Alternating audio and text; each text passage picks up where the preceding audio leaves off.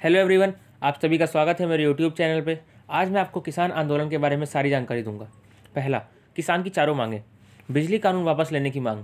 बिजली बिल 2020 यानी electricity amendment bill 2020 के अगेंस्ट, इसके बारे में सारी जानकारी। पराली जलाना यानी स्टबल बर्निंग की सज़ा माफ़ करना। Commission for air quality management in national capital region and adjoining areas ordinance 2020 के अगेंस्ट, इसके बारे में सारी जानकारी। तीनों कृषि कानून यानी फार्मर्स एक्ट वापस लेने की मांग। उन तीनों कानून के बारे में सारी जानकारी। एमएसपी की गारंटी की मांग। एमएसपी क्या है, इसके बारे में सारी जानकारी। दूसरा, सरकार ने इसमें कौन सी मांगें पूरी करी। 35 दिन के आंदोलन के बाद 30 दिसंबर 2020 को किसानों और सरकारों की मीटिंग हुई। इस आंदोलन में हरियाणा, पंजाब और अन्य राज्यों के किसान शामिल थे। उनको बहुत सारे किसान संगठन, फार्मर्स यूनियन और अपोजिशन पार्टीज़ का समर्थन मिला। इस मीटिंग में agriculture minister Narendra Singh Tomar, rail minister Piyush Goyal और सेंट्रल गवर्नमेंट द्वारा अपॉइंटेड सोम प्रकाश शामिल थे। इस मीटिंग से किसानों की दो मांगें पूरी की गई। बिजली कानून वापस ले लिया गया और स्टबल बर्निंग यानी पराली जलाने की सज़ा वापस लेने की मांग पूरी की गई। अब मैं आपको बताऊंगा कि इन सारे कानूनों और एक्ट के बारे में जिनके खिलाफ किसान आंदोलन कर रहे हैं।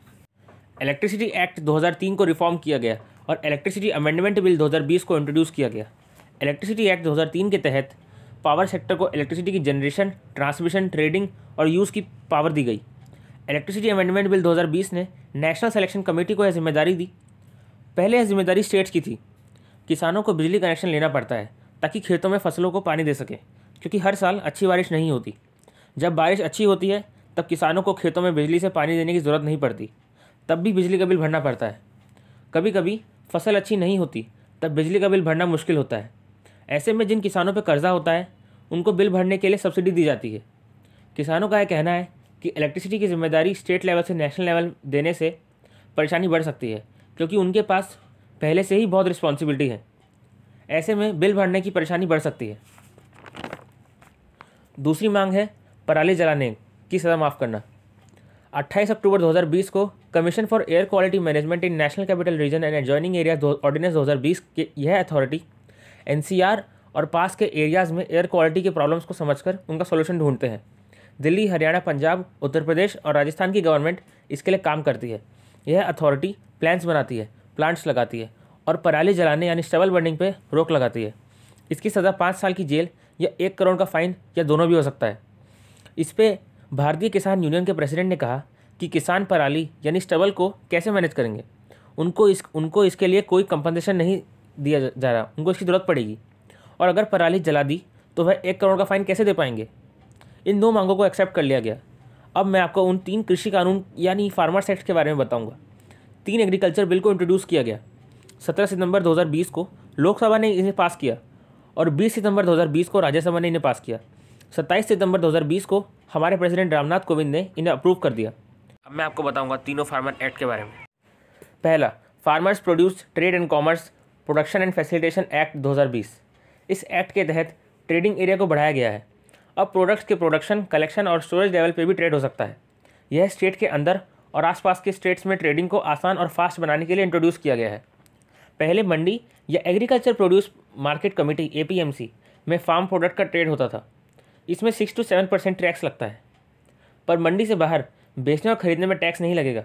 इसी बात का किसानों को डर है कि मंडी से बाहर कम प्राइस में फसल बिक जाएगी तो कोई मंडी से खरीदेगा ही नहीं, जिसकी वजह से किसानों को लॉस होगा और कम प्राइस में वह फसल बिक जाएगी।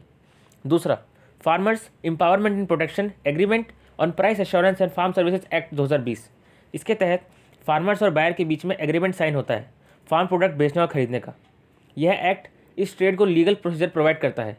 अगर इस कॉन्ट्रैक्ट को तोड़ा गया या इसमें कोई प्रॉब्लम आई तो उसको सॉल्व करने के लिए 3 लेवल की अथॉरिटी बनाई गई हैं: conciliation board, sub divisional magistrate और एपेलेट अथॉरिटी। यह इनका निर्णय लेंगी। तीसरा, एसेंशियल कमोडिटीज़ अमेंडमेंट एक्ट 2020। इसके तहत एसेंशियल फूड प्रोडक्ट्स की डिलीवरी होती है। एसेंशियल फूड स्टफ्स में फ्यूल, मेडिसिन एट्सेट्रा शामिल हैं। यह एक्ट ट्रेड के प्रोडक्शन, सप्लाई एंड डिस्ट्रीब्यूशन को कंट्रोल करने के लिए है। गवर्नमेंट कोई भी फूड प्रोडक्ट को एसेंशियल घोषित कर सकती है। जब ऐसा होगा तो उसके सारे स्टॉक की डिलीवरी हो जाएगी। ऐसे में जिन लोगों ने स्टॉक स्टोर करके रखा है ब्लैक मार्केटिंग के लिए, वह भी डिलीवर हो जाएगा। तो यह थे वह 3 कृषि कानून यानी फार्मर्स एक्ट। चौथा, किसानों की चौथी मांग है MSP की गारंटी। दरअसल मंडी में हर बिकने वाला सामान का MSP यानी मिनिमम सपोर्ट प्राइस होता है जो सरकार तय करती है। इससे कम प्राइस में सामान नहीं बिक सकता। किसानों को यह डर है कि अगर मंडी के बाहर खरीदारी होगी तो बिना टैक्स के कम प्राइस में सामान बिक जाएगा। अगर ऐसा हुआ तो सब मंडी से बाहर खरीदारी करेंगे। तो इसलिए किसान चाहते हैं कि गवर्नमेंट एमएसपी की गारंटी दे दे ताकि किसानों को अपनी फसल का सही प्राइस मिल सके, चाहे ट्रेड मंडी में हो या बाहर। इन दोनों मांगों का डिस्कशन 4 जनवरी 2020 को होगा। तो मैंने आपको इसके बारे में सारी जानकारी दे दी है। Thank you. लाइक करें, शेयर करें और सब्सक्राइब करें।